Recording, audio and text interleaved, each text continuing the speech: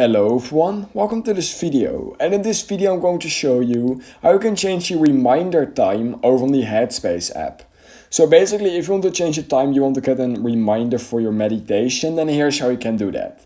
So first of all, open the app just like this basically, and once you've done that, head over to the bottom right corner of your screen at that profile icon, and then head over to the top left corner of your screen at that settings icon. And basically once you're here, what you simply need to do is click on notifications, meditation reminders, and then right here you can change the reminder of your notification by just clicking on right here, and basically that's how you can just change that. So what you need to do is enable it, of course, allow, and then you can change when you want to get that reminder, basically just by scrolling which time you want it. So that's all you need to do.